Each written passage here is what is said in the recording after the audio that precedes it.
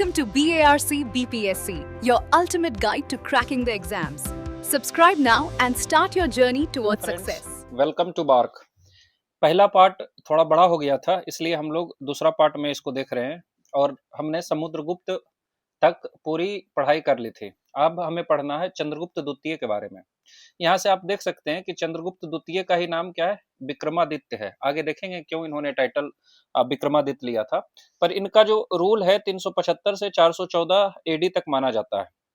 अब यहाँ पर एक चीज आपको समझना होगा कि सबसे पहले हमने किनके बारे में पढ़ा था, श्रीगुप्त के बारे में पढ़ा था। डेट आपको याद होगा 240 से 280। फिर हमने घटोत्कच के बारे में पढ़ा। आपको डेट मालूम होगा घटोत्कच का 319 एडी तक, 280 से 319। फिर हमने चंद्रगुप्त प्रथम के बारे में पढ़ा था, जो रियल फाउंडर है गुप्त डायनेस्टी का, और ये 335 एडी तक रहे थे। फिर इन्हीं का पुत्र, महान पुत्र समुद्रगुप्त राजा बना और ये 375 एडी तक रहा। अब ऐसा जब आप कोई बढ़िया किताब पढ़िएगा तो उसमें दिया हुआ रहेगा कि समुद्रगुप्त के बाद इसका बड़ा बेटा रामगुप्त राजा बनता है, लेकिन सभी किताब में ये नहीं अवेलेबल रहता है। पर ये अब जो आर्कियोलॉजिकल सोर्सेस मिले हैं, जो एविडेंस मिले हैं, उससे फिक्स हो गया है कि ये बात सही है कि इसके बाद समुद्रगुप्त के बाद जो राजा बने वो रामगुप्त थे। रामगुप्त जब राजा बनते हैं तो इनके राज्य पर अटैक हो जाता है साका के द्वारा। हम लोग पोस्ट मौर्यन में देखे हैं कि ISPK देखे हैं कि इंडो ग्रीक स्काइथियंस यानी साका का भी एक ब्रांच रहता है इंडिया में, वेस्टर्न साइड में एक ब्रांच रहता है। वो अटैक करता है रामगुप्त की राजधानी पर और यहाँ से इनकी पत्नी को ले लेता है। ऐसा भी बोला जाता है कि साका से ट्रीटी करने के लिए रामगुप्त ने अपनी पत्नी ध्रुव देवी को साका के पास छोड़ दिया। ध्रुव देवी को साका को देने का वादा किया ताकि ये रामगुप्त का जो रूल है उसको चालू रहने दे। पर इस बात से रामगुप्त का जो छोटा भाई था, जिसे चंद्रगुप्त द्वितीय कहा गया, जिसका नाम चंद्रगुप्त द्वितीय था, ये खपा होता है, ये नाराज होता है कि ये हमारे मान मर्यादा सम्मान के खिलाफ है। और इस तरह से चंद्रगुप्त द्वितीय एक महिला का भेष में जाता है। ऐसा कहानी है कि ये रानी का भेष में जाता है, ध्रुव देवी का ड्रेस पहन के जाता है और साका को जाके मार देता है, साका को पराजित करता है, मार देता है। और इस तरह से चंद्रगुप्त द्वितीय राजा बनता है। ये रामगुप्त को भी मार देता है क्योंकि इन्होंने जो ट्रीटी की थी, ये चंद्रगुप्त द्वितीय के नजर में कायरतापूर्ण ट्रीटी थी। ये एक राजा का सही लक्षण नहीं था। ये इनके वंश के नाम में बढ़ोतरी नहीं बल्कि नाम को गिरा रहा था। इसलिए रामगुप्त की भी हत्या करता है और ध्रुव देवी से स्वयं शादी कर लेता है चंद्रगुप्त द्वितीय और राजा बन जाता है। तो समुद्रगुप्त का डेथ होता है, उसका बड़ा बेटा रामगुप्त थ्रोन पर बैठता है, लेकिन वो क्या है, वीक रहता है। खास करके जब साका इन्वेडर अटैक करते हैं तो वो वीक रहता है। चंद्रगुप्त द्वितीय साका किंग को मारता है कैसे, डिस्गाइज्ड एज ए वुमन, एक महिला की ड्रेस पहन के उनके कच्छ या हम कहें उनके जो सैनिक का जो जहां पर सेना लोग रहते हैं वहां पर जाते हैं और उसको उसकी हत्या करता है एंड किल्ड। रामगुप्त को भी बाद में मार देते हैं ताकि डायनेस्टी का ऑनर सम्मान बचा रहे। और इस तरह से अपने जो इनके भाभी की पत्नी, इनके भाई का पत्नी थी ध्रुव देवी, इससे शादी कर लेते हैं। ऐसा मेंशन है किताब देवी चंद्रगुप्तम में, जिसके बारे में हमने ऊपर ही पढ़ा था कि जो विशाखा दत्त है, विशाखा दत्त ने 2 किताब लिखी थी जो ज्यादा फेमस है और जिससे एग्जाम में क्वेश्चन पूछे जाते हैं। एक देवी चंद्रगुप्तम है और दूसरा मुद्रा राक्षस था। दोनों हमने पढ़ा है, मुद्रा राक्षसा था। तो यही देवी चंद्रगुप्त में ये कहानी दिया हुआ है कि रामगुप्त कैसे कायरता पूर्वक अपनी पत्नी का ट्रीटी कर लेता है और अपनी पत्नी को देने का वादा करता है। लेकिन जो चंद्रगुप्त द्वितीय हैं इस बात से नाराज होते हैं और साका को भी मारते हैं और रामगुप्त की भी हत्या कर देते हैं और स्वयं शादी करके राजा बन जाते हैं। ये संस्कृत में लिखा हुआ किताब है। उसके बाद चंद्रगुप्त द्वितीय का जो इंपॉर्टेंट चीज है कि उन्होंने मैट्रिमोनियल अलायंसेस बनाया। जैसा हमने देखा था, चंद्रगुप्त द्वितीय का दादा चंद्रगुप्त प्रथम यानी समुद्रगुप्त का बाप चंद्रगुप्त प्रथम, उसने भी मैरिज अलायंस किया था और लिच्छवी की प्रिंसेस से शादी करके अपना एम्पायर की प्रेस्टीज में, पावर में बढ़ोतरी की थी। उसी तरह चंद्रगुप्त द्वितीय भी शादी करता है। कहा, पहले नागा से शादी करता है। ही मैरिड कुबेर नाग, तो कुबेर नाग से शादी करता है जो कि प्रिंसेस थी नाग डायनेस्टी, जो पावरफुल नाग डायनेस्टी है उसकी प्रिंसेस थी। मोस्ट प्रोबेबली ये नॉर्थ ईस्टर्न इंडिया में एक एम्पायर रहा होगा या हो सकता है कहीं और भी रहा हो, पर शायद नागालैंड से ज्यादा संबंध रखता हो। अब अगर आपको इंटरेस्ट है तो जरूर गूगल में सर्च कीजिएगा। हालांकि उतना डीप में एग्जाम में क्वेश्चन पूछने की संभावना एकदम नहीं है। सिंपली हमें समझना है कि चंद्रगुप्त द्वितीय ने शादी किया। पहला शादी किससे किया, ध्रुव देवी से, जो ऊपर देखें। और यही चंद्रगुप्त द्वितीय और ध्रुव देवी की शादी के बाद जो बच्चा होता है कुमारगुप्त प्रथम, वही अगला राजा बनता है, तो वो ध्रुव देवी का बेटा रहता है। दूसरा शादी जो चंद्रगुप्त द्वितीय करता है वो कुबेर नाग से करता है, जो नाग डायनेस्टी की पावरफुल नाग डायनेस्टी की प्रिंसेस हैं। और इस तरह से नॉर्दर्न और सेंट्रल रीजन जो एम्पायर का है उसको सिक्योर कर लेता है, क्योंकि उस तरफ नाग डायनेस्टी रहेगी तो उससे बचेगा। दूसरा, वकाटक से भी इसका अलायंस होता है। तो उस समय एक डायनेस्टी चलती है जिसका नाम क्या है, वकाटक डायनेस्टी। आपको याद रखना है कि एक डायनेस्टी थी वकाटक डायनेस्टी, जो कर्नाटक के रीजन है अभी का, यानी कि डेक्कन का जो रीजन है कर्नाटक महाराष्ट्र, उस रीजन में वकाटक डायनेस्टी रहता है। वहां के राजा रहते हैं रुद्रसेन द्वितीय। यही रुद्रसेन द्वितीय से अपनी बेटी प्रभावती गुप्ता का शादी कर देता है। तो देखिए हमने क्या पढ़ा, हम पढ़ रहे हैं चंद्रगुप्त द्वितीय के बारे में। चंद्रगुप्त कब बनता है राजा, जब रामगुप्त की हत्या कर देता है तब राजा बनता है, और रामगुप्त की पत्नी यानी ध्रुव देवी से शादी कर लेता है। ठीक है, ध्रुव देवी से शादी करता है। इनसे जो पुत्र होता है उसी का नाम क्या है, कुमारगुप्त है, जो आगे चलकर गुप्त डायनेस्टी का अगला राजा और महान राजा बनता है। चंद्रगुप्त द्वितीय की दूसरी शादी होती है कुबेर नाग से। अभी हमने देखा कुबेर नाग, जो कि नागा डायनेस्टी की प्रिंसेस हैं। इनसे जो पुत्री होती है उसी का नाम रहता है प्रभावती गुप्ता। तो प्रभावती गुप्ता की माता का नाम क्या है, कुबेर नाग है। तो प्रभावती गुप्ता का शादी कर देता है। वकाटक डायनेस्टी के राजा हैं रुद्रसेन। रुद्रसेन द्वितीय जो वकाटक डायनेस्टी के राजा हैं, यही वकाटक डायनेस्टी के राजा रुद्रसेन द्वितीय से शादी होती है प्रभावती गुप्ता का। और शादी के कुछ दिन के बाद ही रुद्रसेन द्वितीय की मृत्यु हो जाती है, और इस तरह से वहां के जो पूरा प्रशासन का जिम्मेवारी है वो प्रभावती गुप्ता पर आता है। और प्रभावती गुप्ता चंद्रगुप्त द्वितीय से पूछ कर ही कुछ डिसीजन लेता था। इस तरह से देखा जाए तो चंद्रगुप्त द्वितीय का जो इन्फ्लुएंस है वो वकाटक डायनेस्टी में भी फैला हुआ है, साउथ इंडिया में भी फैला हुआ है। तो this was a master stroke is the Vakataka control Deccan. तो डेक्कन को कंट्रोल करता था, और इसलिए सका जो सदर्न पार्ट है वहां भी चंद्रगुप्त द्वितीय का इन्फ्लुएंस गया, क्योंकि रुद्रसेन द्वितीय की मृत्यु होती है और उनकी पत्नी, रुद्रसेन की पत्नी जो प्रभावती गुप्ता है, वो अपने पिता से यानी चंद्रगुप्त द्वितीय से पूछकर ही डिसीजन लेते हैं। आगे देखते हैं, मिलिट्री कॉन्क्वेस्ट हुआ और इन्हें सकारी का टाइटल मिला। ये जो सका है, जो पहले भी जिसको पराजित किए हैं, उस सका छत्रप को टोटली यहाँ पर डिस्ट्रॉय कर देते हैं। His most significant feet was the total destruction of सका छत्रप ऑफ वेस्टर्न इंडिया। छत्रप मतलब कुछ नहीं होता है, सका का जो एम्पायर है वो पूरा वेस्टर्न इंडिया से लेके अफगानिस्तान और पूरा पश्चिम की तरफ फैला हुआ रहता है। तो उसी का एक जो ब्रांच रहता है वो वेस्ट में रहता है, गुजरात की तरफ सेटल्ड रहता है, गुजरात महाराष्ट्र ये सब एरिया में रूल करता है, उसे ही कहते हैं वेस्टर्न छत्रप। तो सका का एक छत्रप है, यानी एक ब्रांच है वेस्टर्न इंडिया में, गुजरात और मालवा में, और वो पूरे सका को डिस्ट्रॉय कर देते हैं, खत्म कर देते हैं। सका की जो प्रॉब्लम थी, जो फॉरेन इन्वेजन था, जो अटैक था, उससे मुक्ति दिलाते हैं और टाइटल लेते हैं सकारी का टाइटल, यानी सका को अंत करने वाला जो राजा है वही सकारी है। तो यही क्या है, सकारी है। जब सका को पराजित करते हैं, और सका का रूल गुजरात में है, मालवा में है। मालवा कहाँ है, मध्य प्रदेश का जो नॉर्थ वेस्टर्न पार्ट है उसको मालवा प्लेट्यू कहते हैं। ये ज्योग्राफी का लेक्चर में आपने प्लेट्यू में जो आता है उसमें आपने पढ़ा होगा।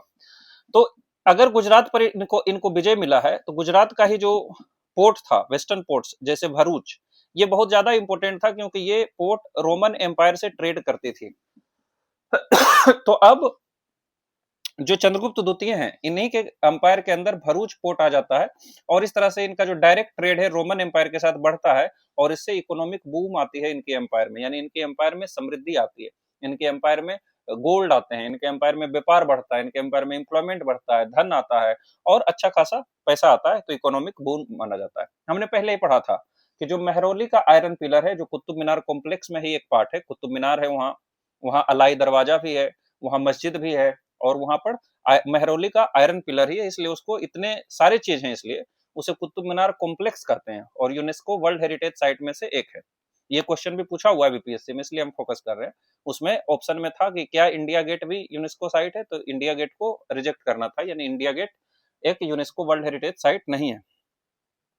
तो महरौली आयरन पिलर में एक राजा के बारे में जिक्र है, उस राजा का नाम है चंद्र, जिन्होंने विजय प्राप्त किया था वहलिका, यानी जिसको वेक्टरिया कहते हैं, यानी यही सका पर विजय प्राप्त किया था, और बंगाल के भी कुछ ट्राइब को पराजित किया था, और इस तरह से अपना मिलिट्री रीच को नॉर्थ वेस्टर्न फ्रंटियर तक पहुंचा दिए थे। तो ये जो चंद्रा, आपको सिंपल समझना है कि जो महरौली आयरन पिलर है, जो कुतुब मीनार कॉम्प्लेक्स का एक पार्ट है, आयरन पिलर है, और अभी तक साइनिंग है, इसलिए वो बहुत ही, उसका जो आर्किटेक्चरल फीट है, अभी तक शायद अभी के साइंटिस्ट वैसे पिलर नहीं बना पाए, क्यों, जिसमें कि इतने लंबे समय तक जो धूप और पानी को झेल रहा है फिर भी जंग नहीं लगा है, उसमें एक चंद्रा नाम की राजा के जिक्र है, और वो चंद्रा कौन है? चंद्रगुप्त द्वितीय है। इन्होंने कल्चर में भी बहुत ज्यादा कंट्रीब्यूशन दिया। कैसे? क्योंकि इन्हीं के कोर्ट में नवरत्न रहते थे, 9 जेम्स रहते हैं। ये क्वेश्चन भी पूछा हुआ है बीपीएससी में। तो इन्हीं के कोर्ट में नवरत्न यानी 9 जेम्स रहते थे, और इनके बारे में हम डिटेल में एक अलग 10 मिनट 15 मिनट का वीडियो लाएंगे, जिसमें नवरत्न के बारे में पढ़ेंगे, उनका याद करने का ट्रिक के बारे में पढ़ेंगे, उन्होंने कौन किताबें लिखी उसके बारे में पढ़ेंगे, क्योंकि ये बहुत इंपॉर्टेंट है, बार बार क्वेश्चन आता है। अभी सिर्फ इतना देखना है कि इन्हीं के दरबार में, चंद्रगुप्त द्वितीय के दरबार में नवरत्न रहते थे, यानी 9 रत्न रहते थे, यानी 9 ऐसे लोग जो महान थे, जो अपने अपने फील्ड में जादूगर थे, मैजिशियन थे, ऐसा हम कह सकते हैं। इन्होंने कैपिटल को शिफ्ट करके उज्जैन ले गया। उज्जैन पहले कहाँ कैपिटल थी? पाटलिपुत्र कैपिटल थी। यानी हम लोग बिहार का इसलिए तो हिस्ट्री में गुप्त एम्पायर पढ़ रहे हैं, क्योंकि शुरू में इसकी कैपिटल पाटलिपुत्र ही थी, बाद में शिफ्ट करके चंद्रगुप्त द्वितीय कहाँ ले गया? उज्जैन ले गया, और इसलिए ये हब ऑफ लर्निंग हो गया। क्यों? क्योंकि इनके कोर्ट में कौन थे?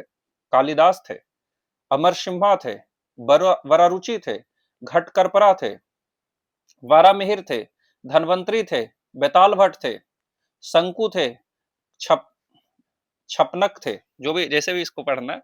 तो ये 9 जेम्स थे, जिन्हें 9 नवरत्न कहा गया है। ये चंद्रगुप्त द्वितीय के कोर्ट में रहते थे, और क्योंकि इनका कोर्ट कैपिटल उज्जैन हो गया है, तो ये उज्जैन में रहते थे, और इसलिए उज्जैन क्या बन गया? सेंटर ऑफ लर्निंग बन गया। सेंटर ऑफ लर्निंग बन गया। ये 9 जेम के बारे में आप एक अलग से हम बनाएंगे, उसको जरूर देखिएगा। उसमें हम इसको याद कराने की कोशिश करेंगे, और इनके द्वारा जितना भी किताबें लिखी गई ये 9 जेम के द्वारा, यानी 9 नवरत्न हैं, इन्होंने बहुत सारी किताबें लिखी, बहुत सारा कंट्रीब्यूशन भारतीय इतिहास में, भारतीय गणित में, भारतीय खगोल शास्त्र में, उसको भी हम वहां पर डील करेंगे। आइए दूसरा चीज देखते हैं। चंद्रगुप्त द्वितीय के शासनकाल का एक प्रमुख बिंदु यह भी था कि इन्हीं के शासनकाल में फाहियान, जो चाइना के ट्रेवलर थे, वो भारत विजिट करते हैं। भारत, क्योंकि बुद्धिज्म का सेंटर रहा है भारत बुद्धिज्म से रिलेटेड जितना भी ज्ञान है वो भारत में थी, इसलिए फाहियान चाइना से भारत आते हैं, ताकि वो बुद्धिस्ट से रिलेटेड किताबों को यहाँ पर देख सके, और उन किताबों को चाइना भी लेके जाए, और उन शिक्षा का प्रचार प्रसार कर सके। और यहीं पर फाहियान आते हैं, तो किताब लिखते हैं, ए रिकॉर्ड ऑफ बुद्धिस्ट किंगडम्स। कौन सा किताब लिखते हैं? इंग्लिश में ट्रांसलेशन है, ये किताब आप मंगा भी सकते हैं, मिलता भी है। ये है a record of Buddhist kingdoms, a record of Buddhist kingdom. Obviously है, ये कौन लिखा है? ये लिखा हुआ है, तो ये इंपॉर्टेंट नहीं है, पर इन्हीं का किताब था। पर जो ये ओरिजिनल में फाइयान है, वो जो किताब लिखे होंगे, क्योंकि ये चाइनीज है, इनको तो सभी भाषा नहीं आती होगी, इंग्लिश उस समय उतनी प्रचलित थी भी नहीं, तो इन्होंने जो चाइनीज में किताब लिखा उसका नाम है फो कोकी। अब किताब में अलग अलग इसका प्रोनाउंसिएशन रह सकता है, फू कोकी भी रह सकता है, आपको उससे ध्यान नहीं देना है, समझ लेना है। फो कोकी नाम की किताब फाइयान ने लिखा था, और उसमें भारत का वर्णन किया गया है। पहला क्वेश्चन, सबसे बड़ी बात है कि ये इससे क्वेश्चन बहुत पूछा गया है, हर 3 साल 4 साल में रिपीट भी होता है ये क्वेश्चन, तो ये तो एकदम रटा हुआ रहना चाहिए आपको। और पहला क्वेश्चन क्या बनता है कि Fahien visited India in the rain of which ruler? कौन से रूलर थे जब फाहियान भारत आते हैं? तो वो चंद्रगुप्त द्वितीय थे। ये क्वेश्चन तो बहुत बार रिपीट हुआ है, इसको देखिएगा। दूसरा, फाहियान जब भारत आते हैं तो कौन सा किताब लिखते हैं? फोको की। कब भारत आते हैं? 399 से 414 सी के बीच में आते हैं, और इस समय किनकी प्रशासन चल रही है? चंद्रगुप्त द्वितीय की प्रशासन चल रही है। यहाँ पर इन्होंने बताया कि माइल्ड एडमिनिस्ट्रेशन है, यानी कैपिटल पनिशमेंट नहीं है। कैपिटल पनिशमेंट मतलब फांसी की सजा नहीं दी जाती है, यानी हार्श पनिशमेंट नहीं है। क्राइम्स एकदम रेयर है, तो माइल्ड एडमिनिस्ट्रेशन है। सोशल फैब्रिक के बारे में बताया कि अनफॉर्चुनेट राइज ऑफ अनटचेबिलिटी है, जो छुआछूत होता है उसका भी बढ़ रहा है भारत में, जो कि अनफॉर्चुनेट था। जो चंडाल हैं, जो सबको जलाते हैं, वो गांव से बाहर रह रहे हैं, उन्हें दूर में रहने को लिए दिया गया है। Who lived outside the city and had to strike wood to announce their arrival। उन्हें जब शहर जाना होता था तो वो एक लकड़ी लेकर चलते थे, और उसको बजाते हुए आते थे, ताकि लोगों को पता चल सके कि चंडाल आ रहा है, और वो उनकी दृष्टि से बच सके। तो ये अनटचेबिलिटी के बारे में भी बताते हैं, और बताते हैं कि माइल्ड एडमिनिस्ट्रेशन है, यानी सीवियर क्राइम नहीं है, क्राइम बहुत रेयर है भी तो कैपिटल पनिशमेंट नहीं दिया जा रहा है। जो चंद्रगुप्त द्वितीय हैं, ऑब्वियस सी बात है कि इतने महान महान काम किए, तो ये भी टाइटल लेंगे। तो इन्होंने टाइटल लिया विक्रमादित्य। आदित्य का मतलब होता है सन, और विक्रम का मतलब होता है वेलर, बहादुरी। तो ये क्या है? सन ऑफ वेलर, यानी जो बहादुरी है उसके सूर्य हैं। जैसे हम तारीफ में कहते हैं ये हमारे समय का सूर्य है, तारीफ में हम कहते हैं कि इनमें एक प्रकाश है, तो उसी तरह ये बहादुरी का प्रकाश है। सन ऑफ वेलर यानी विक्रमादित्य का टाइटल लेते हैं। ये सकारी का टाइटल लेते हैं। पहले देखिए, डिस्ट्रॉयर ऑफ साका, साका को अंत करने वाला जो राजा है वही सकारी का टाइटल लेते हैं। ये टाइटल लेते हैं परम भागवत का। परम भागवत मतलब जो विष्णु भगवान का सबसे बड़ा भक्त हो उसे परम भागवत कहते हैं। भागवत मतलब जो विष्णु भगवान भगवत जो है उनकी जो अनुयायी हैं, उनके जो फॉलोवर हैं, उनके जो भक्त हैं, और परम मतलब सबसे महान। तो ये तीन टाइटल लेते हैं। हालांकि परम भागवत जो टाइटल है ये समुद्रगुप्त भी लेते हैं और बाद के राजा भी लेते हैं, पर ज्यादा एसोसिएट चंद्रगुप्त द्वितीय के साथ ही किया जाता है। तो चंद्रगुप्त द्वितीय ने कौन कौन से टाइटल लिए? विक्रमादित्य की टाइटल, सकारी की टाइटल और परम भागवत की टाइटल। ये तो आसान है याद करना, क्योंकि चंद्रगुप्त द्वितीय का नाम ही क्या है? विक्रमादित्य चंद्रगुप्त द्वितीय। सकारी क्यों? क्योंकि साका को पराजित किए, और परम भागवत क्योंकि विष्णु भगवान के भक्त हैं। इन्होंने पहला सिल्वर कॉइन चलाया। इससे पहले जो हमने कॉइन्स देखे थे समुद्रगुप्त के द्वारा चलाए गए सभी कॉइन्स के बारे में, वो सभी कॉइन्स गोल्ड के कॉइन्स थे, इसलिए उसे दिनार कहते थे। जो चंद्रगुप्त द्वितीय ने जिस कॉइन का प्रचलन किया, जो कॉइन चलाए, वो सिल्वर कॉइन्स थी। इस तरह से गुप्त साम्राज्य में पहली बार चांदी के सिक्के चलाने वाले राजा कोई थे तो वो चंद्रगुप्त द्वितीय थे। He was the first Gupta king to issue silver coins, जिसे रुपये काज कहते थे। तो अगर क्वेश्चन आ जाता है कि रुपये काज एंशिएंट इंडिया में क्या थी, तो ये सिल्वर कॉइन्स थी। रुपये काज सिल्वर कॉइन्स थी, और ये इसलिए चलाए थे ताकि अपने विक्ट्री जो साका पर विजय प्राप्त किया है उसको दिखा सके। ये देखिए कुछ इस तरह से दिखती थी रुपये काज, दिख रही है, चांदी जैसा है। ठीक है, आगे बढ़ते हैं। आगे जो राजा बनते हैं चंद्रगुप्त द्वितीय के बाद वो कुमारगुप्त हैं। एक बार हम बता देते हैं फिर से। पहला राजा जो रियल फाउंडर माने जाते हैं वो कौन है? वो है चंद्रगुप्त प्रथम। कब से कब राजा रहे? 319 से 335 एडी के बीच में ये राज करते हैं। इनके बाद जो महान राजा हुए वो हुए समुद्रगुप्त। समुद्रगुप्त, और ये 40 वर्षों तक रूल करते हैं, 335 से 375 एडी तक। इसके बाद जो थोड़े समय के लिए राजा रहे वो रामगुप्त हुए, जिन्होंने कायरता दिखाई और इसकी हत्या कर दी जाती है। और फिर अब हुए जो राजा वो चंद्रगुप्त द्वितीय हुए। तो चंद्रगुप्त द्वितीय में दो तरीके का डेट आपको मिल सकता है। एक तो 375 ये खत्म हुआ, तो 375 से 415 तक, और जो ज्यादा सही माना जाता है वो है 380 से 415 तक। क्यों? क्योंकि 5 साल ये रामगुप्त भी शासन करते हैं। हालांकि इसके डेट से ज्यादा संबंधित क्वेश्चन नहीं आएगी। फिर अगले अगले हैं, ये भी 40 वर्षों तक रूल करते हैं। तो देख सकते हैं जो मैक्सिमम राजा हैं वो 40 वर्षों तक ही रूल कर रहे हैं। तो ये है कुमारगुप्त प्रथम। ये चंद्रगुप्त द्वितीय के पुत्र हैं। जैसा हमने पहले पढ़ा कि चंद्रगुप्त द्वितीय जो हैं या विक्रमादित्य चंद्रगुप्त जो हैं, इनकी शादी ध्रुव देवी से होती है।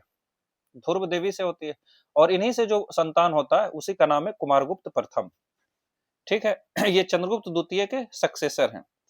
इनकी इंफॉर्मेशन 3 इंस्क्रिप्शन से मिलती है। बहुत बार ये एग्जाम में क्वेश्चन पूछता है, इसलिए संभव हो तो आप ये तीनों को याद कर लीजिए। सिर्फ आपको याद करना है ये तीनों नाम। क्या है नाम? बिलसड इंस्क्रिप्शन, किसकी इंफॉर्मेशन मिलती है? कुमारगुप्त की। मंदसौर इंस्क्रिप्शन, किसकी इंफॉर्मेशन मिलती है? कुमारगुप्त प्रथम की। दामोदर कॉपर प्लेट से किसकी इंफॉर्मेशन मिलती है? कुमारगुप्त प्रथम की। बिलसड, मंदसौर, दामोदरपुर, अगर ये तीनों याद हो जाए तब आप याद कीजिए कि बिलसड इंस्क्रिप्शन यूपी में है, मंदसौर जो जगह है वो एमपी में, एम से मंदसौर, एम से एमपी, और जो दामोदरपुर है वो वेस्ट बंगाल में है। तो ये 3 इंस्क्रिप्शन है जिससे जो मिली है, जो कुमारगुप्त प्रथम की लाइफ के बारे में जानकारी देते हैं। कौन कौन? बिलसड इंस्क्रिप्शन यूपी के, मंदसौर इंस्क्रिप्शन एमपी के, और दामोदरपुर कॉपर प्लेट्स जो वेस्ट बंगाल से मिले। बाकी ये सब उतना इंपॉर्टेंट नहीं है, सिंपली याद रखना है हमें कि बिलसड, बिलसड, मंदसौर और दामोदरपुर, एम से मंदसौर, एम से एमपी, दामोदरपुर वेस्ट बंगाल से मिली है, और बिलसड यूपी से मिली है, यूपी में वो जगह है। ये पहला चीज था कि कुमारगुप्त प्रथम चंद्रगुप्त द्वितीय के सक्सेसर हैं। ध्रुव देवी इनकी माता के नाम है, और इनसे रिलेटेड 3 इंस्क्रिप्शन है। पहला है मंदसौर इंस्क्रिप्शन मध्य प्रदेश से, बिलसड इंस्क्रिप्शन यूपी से, और दामोदरपुर कॉपर प्लेट्स जो मिले हैं वो वेस्ट बंगाल से मिले। दूसरा जो महत्वपूर्ण और सबसे महत्वपूर्ण काम जिसके कारण इतिहास में सदैव सदैव के लिए अमर हो गए कुमारगुप्त ने वो काम किया, वो है फाउंडिंग ऑफ नालंदा यूनिवर्सिटी। तो जो नालंदा यूनिवर्सिटी का फाउंडेशन रखा वो कुमारगुप्त प्रथम ने रखा। तो ये एकदम रट लेना है आपको कि कुमारगुप्त जो नालंदा यूनिवर्सिटी है इसको शुरू कौन कराया था? नालंदा यूनिवर्सिटी का शुरू कराने वाले कोई और नहीं, कुमारगुप्त प्रथम थे। तो इनका जो मोस्ट इंड्योरिंग लेगेसी है वो यही है कि नालंदा यूनिवर्सिटी जो बिहार में है, ये देखिए रूइंस बचा हुआ, इसका निर्माण, इसका फाउंडेशन यही कुमारगुप्त प्रथम रखते हैं। It became the world's premier centre for Buddhist and secular learning, Buddhist learning के लिए भी और सेकुलर लर्निंग के लिए भी ये सबसे प्रीमियर सेंटर बन गया। यहाँ विदेश से लोग पढ़ने आते थे और टीचर भी विदेश से आते थे पढ़ाने के लिए, बहुत सारे लोग विदेश से आते थे और पढ़ते थे। Attracting students from across Asia, तो पूरे एशिया से और विदेश से भी आते थे लोग पढ़ने के लिए।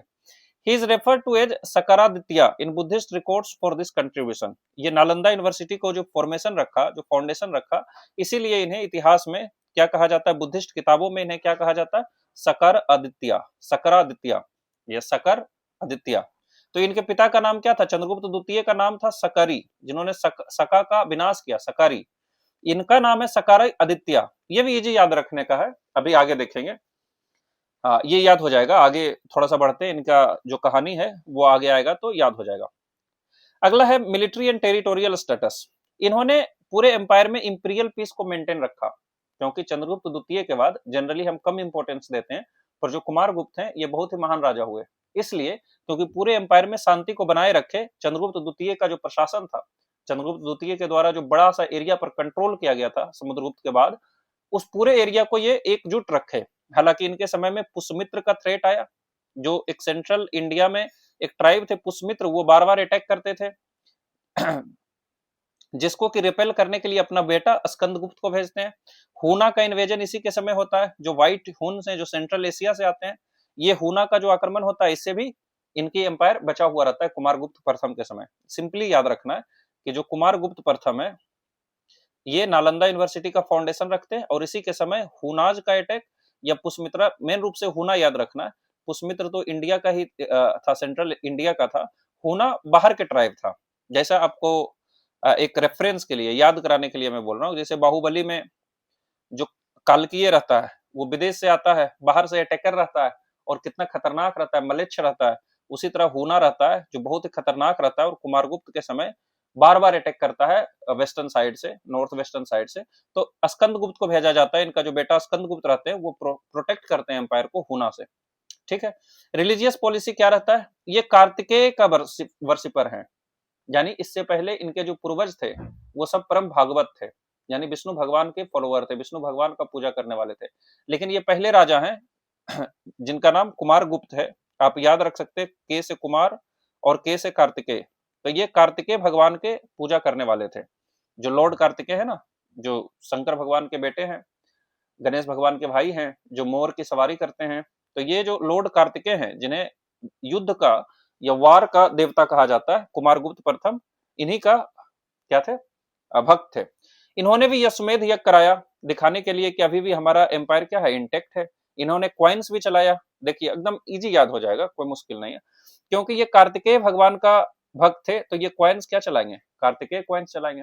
कार्तिकेय भगवान की जो सवारी है क्या है, पिकॉक है, तो इसलिए ये कार्तिकेय टाइप ऑफ क्वाइंस, ऐसे ही पिकॉक टाइप्स ऑफ क्वाइन कहते हैं। ये किसके द्वारा चलाया गया, ये कुमारगुप्त प्रथम के द्वारा चलाया गया, याद रखना। तो कुमारगुप्त प्रथम किस तरह का क्वाइन चलाते हैं, ये कार्तिकेय या पिकॉक टाइप्स ऑफ क्वाइन चलाते हैं। देखिए यहाँ पर दिख रहा है कुछ पिकॉक पर बैठे हुए हैं, है ना, और कार्तिकेय भगवान होंगे तो कार्तिकेय टाइप्स ऑफ क्वाइन या पिकॉक टाइप ऑफ क्वाइन बोलिए, ये चलाते हैं। दूसरा जो बहुत इंटरेस्टिंग क्वाइंस ये चलाते हैं वो है राइनो स्लेयर टाइप। इनके जो दादा थे समुद्रगुप्त, वो तो टाइगर स्लेयर क्वाइंस चलाए थे, कि टाइगर को मारने वाला क्वाइंस था। चंद्रगुप्त द्वितीय कैसा क्वाइन चलाते हैं, वो रुपया क्वाइन चलाते हैं, सिल्वर क्वाइन चलाते हैं, क्योंकि साका पर विजय प्राप्त किया था। चंद्रगुप्त प्रथम कैसे क्वाइन चलाते थे, देवी चंद्रगुप्तम, याद आ रहा है कुछ नहीं, कुमार देवी टाइप ऑफ क्वाइंस या king and queen type of coins जिसको बोलते हैं। तो इस तरह से आप ध्यान दीजिएगा तो याद हो जाएगा। तो राइनोसलेयर क्वाइंस कौन चलाते हैं, यही कुमारगुप्त चलाते हैं, जिसमें कि दिखाया जा रहा है कि ये राइनोसोरस है और इसकी हत्या की जा रही है। समझ गए कुछ। इन्होंने टाइटल भी कुछ लिया, जैसे क्या टाइटल लिया, महेंद्र आदित्य, इनका मोस्ट कॉमन टाइटल था महेंद्र गिरी, कैलाश गिरी।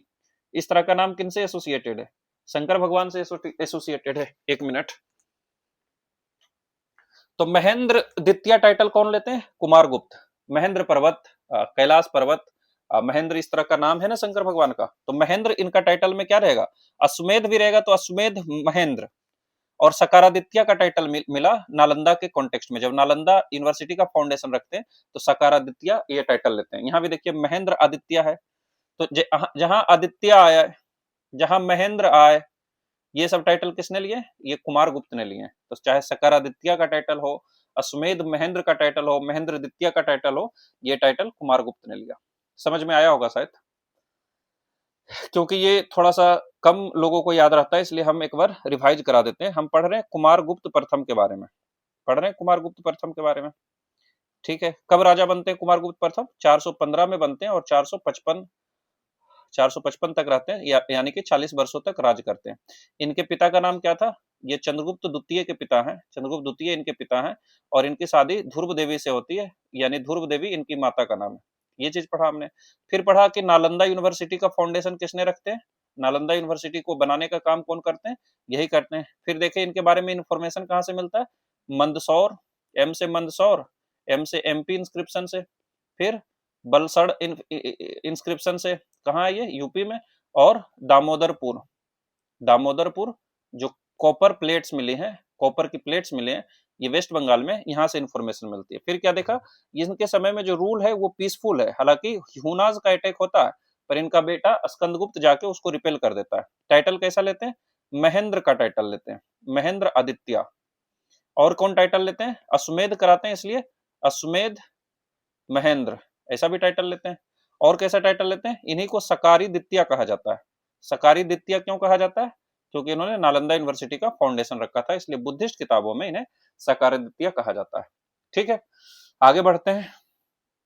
अगला जो राजा बनते हैं इनके बाद वो है स्कंदगुप्त बनते हैं, यानी कुमारगुप्त का पुत्र कौन है? स्कंदगुप्त हैं। तो अगला राजा बनते हैं वो है स्कंदगुप्त। स्कंदगुप्त 455 से 467 एडी तक या सी तक रहते हैं। इससे पता चलता है कि स्कंदगुप्त 12 वर्षों तक रूल किया, 12 साल तक रूल किया, यानी कि इनका जो रूल है वो रिलेटिवली लेस पीरियड के लिए, कम समय के लिए इन्होंने रूल किया। इसने स्कंदगुप्त, जो कुमारगुप्त प्रथम के बाद बने। He was the last major ruler of Gupta empire, के जो अंत में सबसे बड़े महान राजा बने वही स्कंदगुप्त हैं। इसके बाद गुप्ता वंश का डिक्लाइन होना शुरू करता है, और लास्ट राजा जो विष्णुगुप्त बनते हैं वो तो लास्ट राजा ही कहलाते हैं, यानी उसके बाद तो पूरी तरह से एम्पायर समाप्त ही हो जाता है। यानी स्कंदगुप्त बड़े राजाओं में से, महान राजाओं में से, जिनके एरिया बहुत बड़ा थी, जिनके अंदर एम्पायर बहुत सशक्त थी, मजबूत थी, वो लास्ट राजा स्कंदगुप्त हैं उस सेंस में। ये ग्रेट डिफेंडर हैं। कैसे? ही सक्सेसफुली डिफेंडेड हुनाज, जो सेंट्रल एशिया से हुनाज आता है, और इंडिया को फॉरेन इन्वेजन से सेव करते हैं। मिलिट्री सक्सेस दिया हुआ है भीतरी पिलर इंस्क्रिप्शन में। कहा दिया हुआ है? भीतरी पिलर इंस्क्रिप्शन, आपको ध्यान रखना है कि भीतरी पिलर इंस्क्रिप्शन में दिया हुआ है किसके बारे में? स्कंदगुप्त के बारे में दिया हुआ है, जिसमें इनकी विक्ट्री दिखाया गया है हुना पर और पुष्मित्र ट्राइब पर। इन्होंने पब्लिक वर्क भी कराया। क्या कराया? एक सुदर्शन लेक है गुजरात में, सुदर्शन लेक है गुजरात में, वहां पर डैम का इन्होंने फिर से रिपेयर कराया।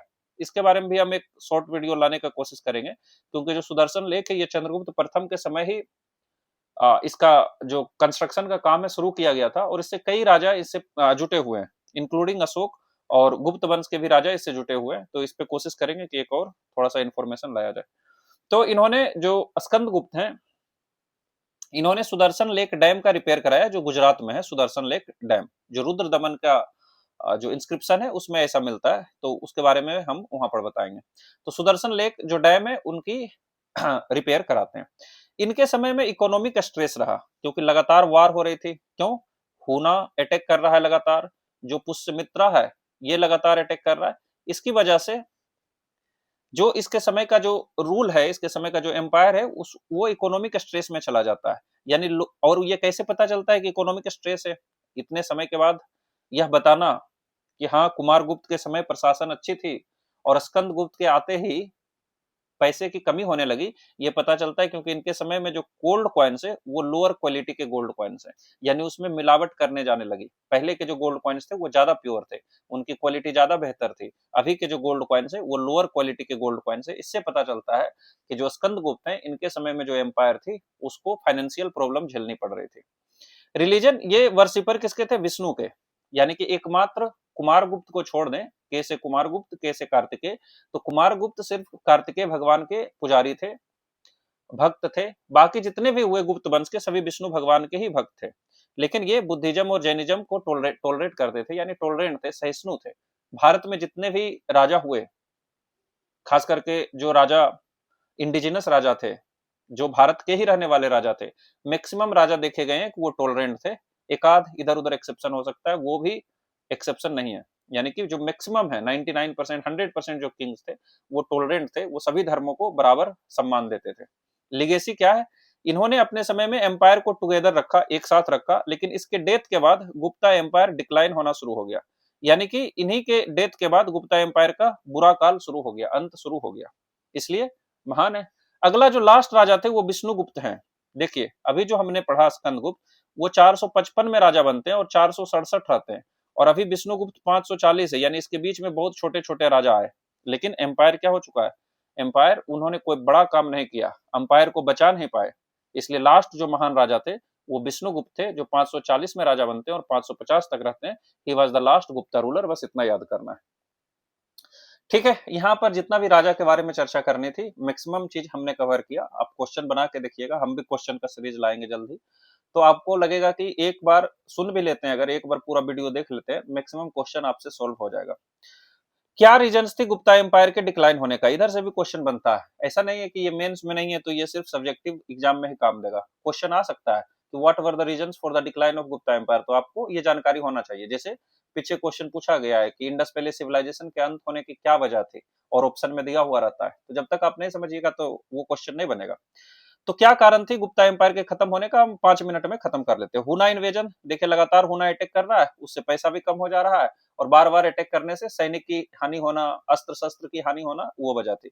वीक सक्सेसर, स्कंदगुप्त के बाद जितने राजा बने वो कमजोर थे, वो इतने बड़े एम्पायर को एक साथ नहीं रख सके।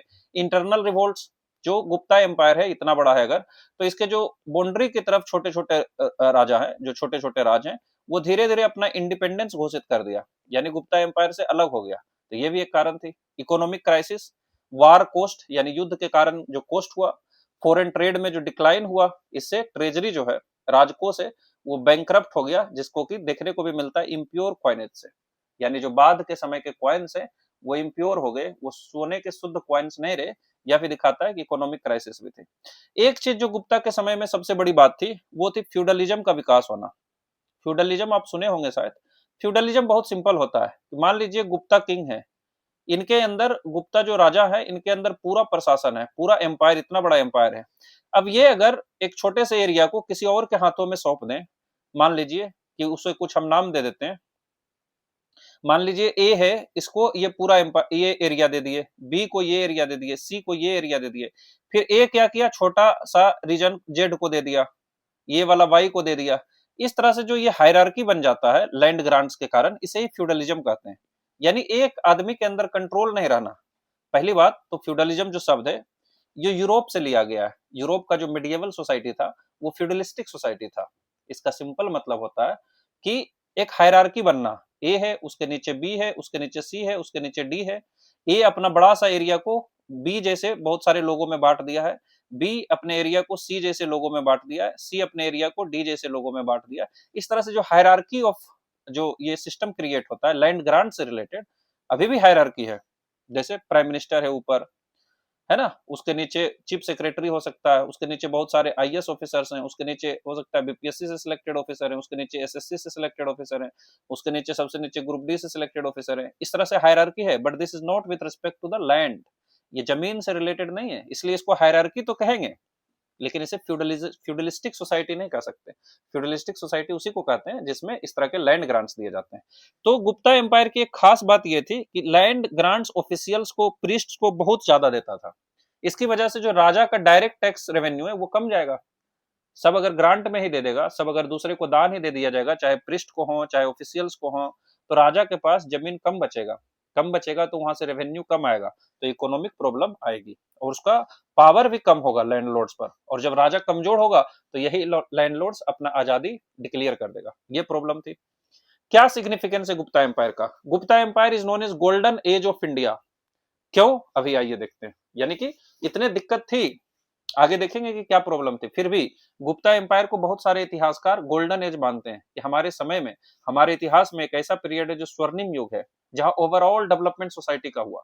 कल्चर की बात करें, मंदिरों का बनना की बात करें, मैथमेटिक्स की बात करें, इंजीनियरिंग की बात करें, क्लासिकल संस्कृत में बात करें, डेवलपमेंट का सभी क्षेत्रों में अभूतपूर्व जो उत्थान देखने को मिला, अभूतपूर्व विकास देखने को मिला। इसीलिए गुप्ता एज को क्या कहते हैं? गोल्डन एज ऑफ इंडिया कहते हैं। क्यों? क्योंकि इस समय साइंटिफिक प्रोग्रेस हुआ, कैसा साइंटिफिक प्रोग्रेस?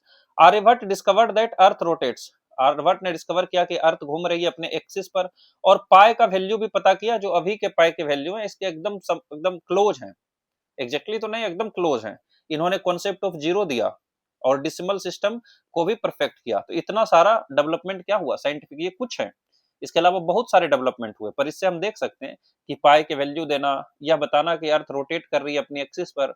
यूरोप वाले लोगों को तो ये 16-17 सेंचुरी में पता चला, जब गैलीलियो ने बताने की कोशिश की कि पृथ्वी सूर्य के चारों तरफ घूमती है, सूर्य पृथ्वी के चारों तरफ नहीं घूम रहा है, तो उसे ऊपर से फेंक दिया गया, उसे सजा दिया गया। तो आप समझ रहे हैं, और ये हमारे यहाँ है लोग जो इतने पहले ही ये सब चीजें बता रहे हैं।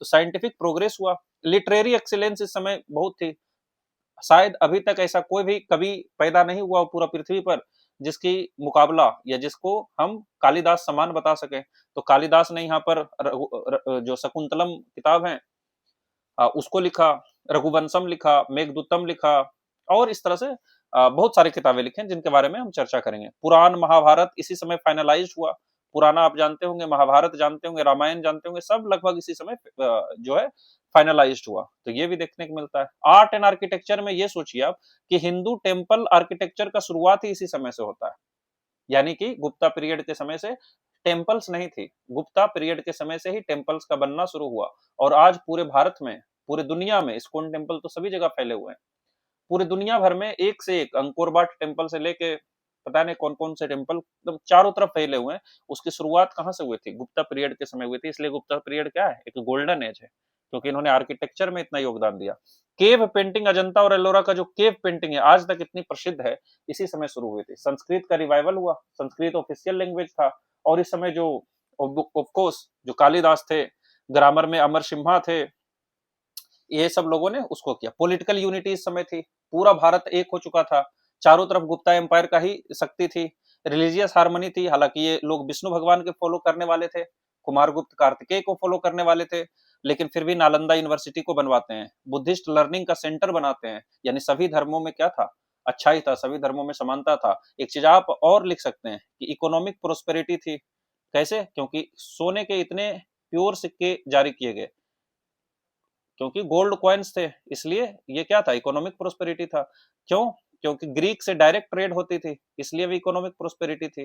तो ये इकोनॉमिक, लोग यहाँ पर खुश थे, लोग अच्छे थे, क्योंकि ट्रेड इतना अच्छा था, क्योंकि इकोनॉमी इतना अच्छा था, इसलिए गोल्डन पीरियड कहा जाता है गुप्ता एम्पायर को। लेकिन कुछ लिमिटेशंस भी थी। गुप्ता पीरियड को गोल्डन एज तो कहा जाता है, लेकिन कुछ प्रॉब्लम भी थी, जैसे चांद में दाग है, उसी तरह गुप्ता पीरियड में भी कुछ प्रॉब्लम तो थी जिसे हमें स्वीकार करना होगा। पहला, सोशल इनइक्वालिटी, जो कास्ट सिस्टम है ये रिजिड हो चुकी थी। जो अनटचेबल्स है, जो चंडाल्स की जिसकी जिक्र पायन ने भी किया, उसकी कंडीशन वर्सेंड थी।